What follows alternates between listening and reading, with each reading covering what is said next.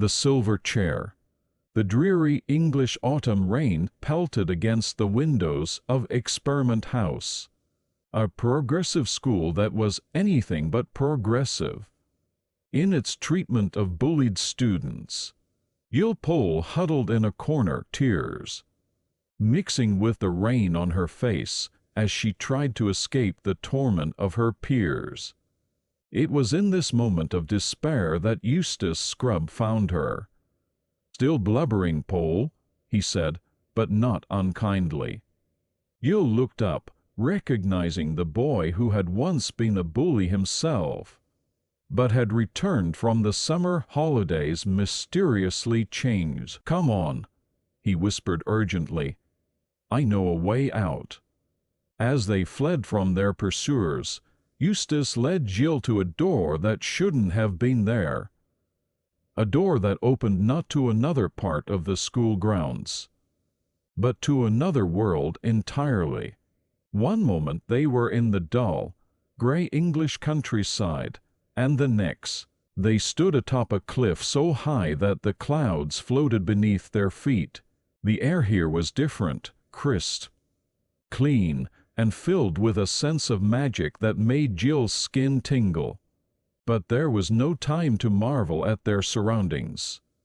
In his excitement, Eustace had stepped too close to the for example. Jill watched in horror as he lost his balance and plummeted over the side. "Eustace!" she cried, rushing to the edge, only to stumble back in awe. For there, gliding majestically through the air, was the largest lion she had ever seen. In his paws, he carried Eustace, depositing him gently in a land far below before vanishing. Jill's relief was short-lived, for now she found herself alone on the cliff-top, parched with thirst and face to face with the lion. He stood between her and a stream of clear, cool water, his golden eyes fixed upon her. "If you're thirsty, you may drink," the lion said, his voice deep and rich like honey over gravel. Jill's throat constricted with fear. "I'm afraid of you," she admitted. The lion's expression didn't change, but his voice softened slightly. "Then you will die of thirst." Gathering all her courage, Jill approached the stream, never taking her eyes off the lion. As she drank, the water was the sweetest she had ever tasted, filling her not just with refreshment but with a strange, new boldness. "Human child," the lion said, introducing himself as Aslan, "I have a task for you." And so Jill learned of her mission to find the lost Prince Rilian, son of King Caspian, who had disappeared years ago. Aslan gave her 4 signs to remember, stressing their importance. "Repeat them to yourself when you wake, and when you go to sleep, and when you eat, and when you drink. Do not forget them." With a mighty roar, Aslan sent Jill flying through the air, across the vast chasms between his country and Narnia. She landed with a thud next to Eustace, who was looking around in wonder at the familiar yet changed world of Narnia. They had arrived just in time to see an elderly King Caspian setting sail. Eustace's face fell as he recognized his old friend, now bent with age, his once auburn hair now white as snow. The contrast between the vibrant young king he once knew and this frail old man was heartbreaking. As Caspian's ship disappeared over the horizon, Jill and Eustace were introduced to their guide Puddleglum, a marshwiggle whose gloomy outlook and dry humor would become both a source of frustration and comfort in the days to come. "Well," said Puddleglum, eyeing the children skeptically, "I suppose we'd better get on with it. Not that I expect we'll succeed, mind you." Chances are we'll all meet some horrible end long before we find this prince of yours." And so their quest began. They set out across the wild lands north of Narnia, the landscape growing harsher with each passing day. Rolling hills gave way to craggy mountains. Lush forests transitioned to barren, wind-swept plains. The biting cold seeped into their bones, the howling wind a constant companion. Their first major obstacle came in the form of the giants of Harfang. What at first appeared to be a refuge from the harsh wilderness was revealed to be a deadly trap. The castle of the giants, initially welcoming with its roaring fires and lavish feasts, took on a sinister air as our heroes discovered the truth. They were intended to be the main course at the autumn feasts. The escape from Harfang was heart-pounding. Jill, Eustace, and Puddleglum navigated treacherous snowy slopes and narrow ledges in the dark, the sounds of giant pursuit never far behind. It was during this escape that they discovered the ruins of an ancient giant city, and the all-important words carved into stone, Underme. This led them to the underground realm of the Lady of the Green Kirtle, a journey that took them through lightless caverns and across subterranean seas. The descent into the earth was claustrophobic and unsettling, the darkness, almost a tangible presence pressing in around them. In the lady's underground kingdom, they encountered a strange knight, whose nightly transformation revealed him to be the lost Prince Rilian. Bound to a silver chair, he begged for release, only to become a raving, venomous creature as the enchantment took hold. "Oh, listen to me," the prince pleaded during one of his lucid moments, his eyes wild with desperation. "If you have any pity, kill me now. For when night falls, I shall lose my mind again, and tomorrow I will be a raving lunatic."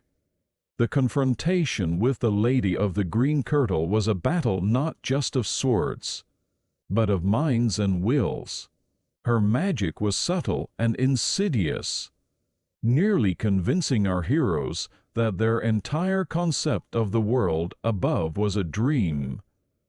"There is no sun," she said soothingly, her voice as smooth as silk. "There never was a sun, or a sky, or a Narnia. These are but children's tales."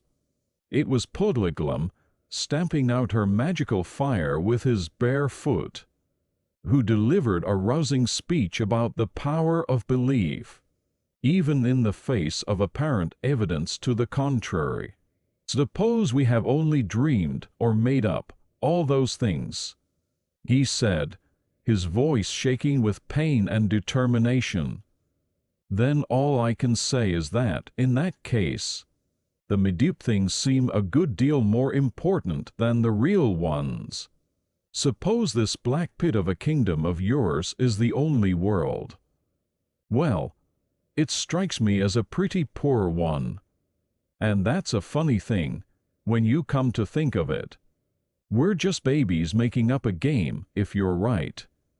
But 4 babies playing a game can make a playworld, which licks your real world hollow."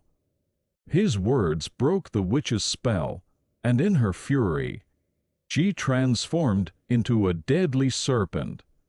The ensuing battle was fierce, with Prince Rilian finally striking the killing blow. Freeing himself from years of enchantment, the escape from the underworld was a race against time. As the caverns began to collapse around them, water rose rapidly in the tunnels, rocks fell from the ceiling, and the very earth seemed to be trying to swallow them whole. The description of their frantic climb, with death nipping at their heels, was vivid enough to make readers hold their breath in anticipation. Their emergence into the sunlight, bursting out of a hillside in Narnia, was a moment of pure joy and relief. The contrast between the dark, oppressive underworld and the bright, free world of Narnia was palpable. The sun on their faces, the wind in their hair, the scent of grass and flowers, every sensation was a reminder of the world they had nearly forgotten. The story concluded with a bittersweet reunion between the aged King Caspian and his long-lost son. As Caspian's ship pulled into port, the old king's eyes lit up with a spark of his former youth.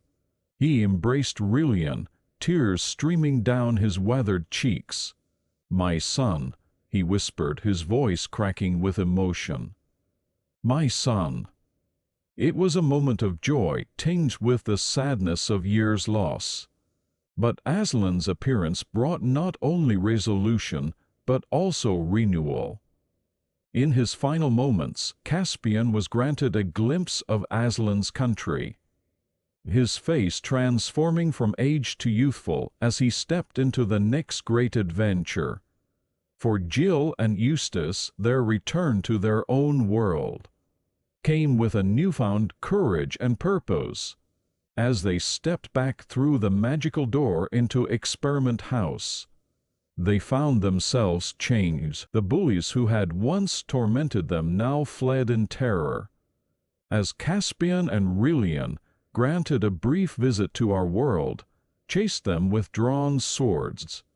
As the door to Narnia closed for the final time, Jill and Eustace exchanged a look of understanding. They had been part of something greater than themselves, had faced fears and overcome challenges they never thought possible. The memory of Narnia, of Aslan's wisdom and Puddleglum's steadfast courage would stay with them always. The headmistress of Experiment House found her school in an uproar, with tales of lions and armed men running wild. In the ensuing investigation, the school's mismanagement came to light, leading to sweeping changes. Jill and Eustace, once outcasts, found themselves heroes of a sort, their newfound confidence and inner strength a testament to their adventures. As they walked across the now peaceful school grounds, Jill turned to Eustace. "Do you think we'll ever go back?" she asked, a hint of longing in her voice. Eustace smiled, his eyes distant, as if seeing beyond the grey English sky, to a land of talking beasts and valiant quests. "I don't know," he said. "But wherever we are, whatever we face, we'll face it with the courage we learned in Narnia." And so ended their adventure, but not their story.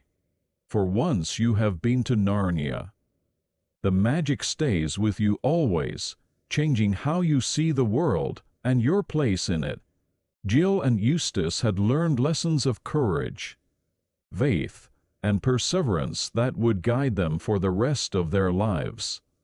A silver thread of Narnian magic woven into the fabric of their very beings.